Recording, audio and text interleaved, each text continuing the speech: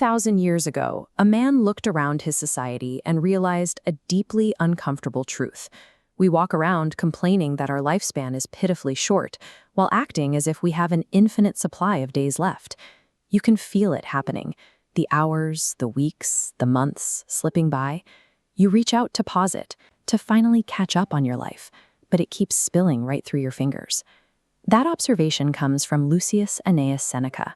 He was one of the wealthiest, most powerful men in the Roman Empire, an advisor to Emperor Nero, and one of history's sharpest Stoic philosophers. In his essay on the Shortness of Life, Seneca points out a bizarre human contradiction. We curse nature for giving us such a brief existence, and yet we throw the majority of that existence into a void of meaningless distractions. Think about how often you tell yourself, "I will start that project next month," or "I will finally relax when the weekend gets here." We treat tomorrow like a guaranteed bank account we can keep drawing from. But Seneca argues that nature actually gives us plenty of time to do what is important. We are the ones who artificially shorten our own lives by constantly waiting for a future that might never arrive.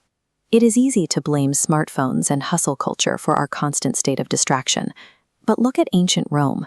2 millennia ago, people were falling into the exact same traps. Seneca had a specific word for the people caught in this cycle, the occupati, the engrossed. These were citizens entirely consumed by fidgety, aimless preoccupations. Today, the occupati are the ones caught in the doom scroll. It is the sheer exhaustion of constantly bouncing between endless overlapping to-do lists, answering emails, and chasing minor dopamine hits. We confuse motion with progress. Being incredibly busy does not mean you are living a deliberate life. It just means you are occupied. This engrossed mindset is a psychological trap. It drains your daily energy reserves, yet it leaves you at the end of the very year realizing you have not done anything of actual consequence. Humans are incredibly protective of physical resources. We lock our doors, we guard our bank accounts, and we fiercely defend our property. If someone tries to steal your money or encroach on your land, you will fight them. You will draw strict legal boundaries. But when it comes to time, we let anyone take it. We let petty drama, pointless meetings, and endless social media feeds drain away our limited hours without a second thought. Seneca saw the fatal flaw.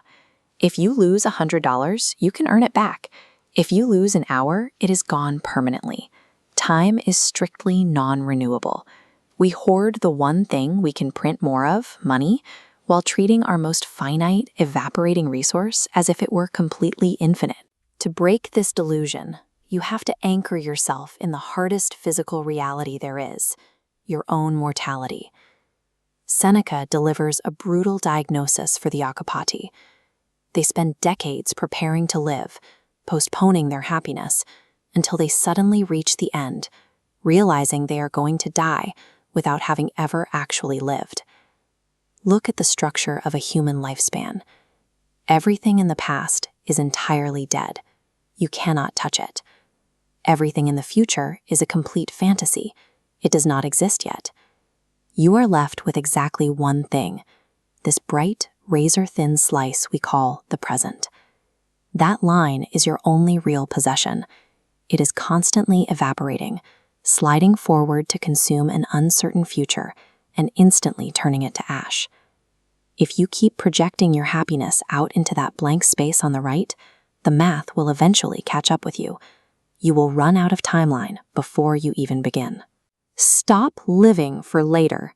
Stop telling yourself that your real life begins after this project or after you get promoted. Force your awareness entirely into the actions you are taking today.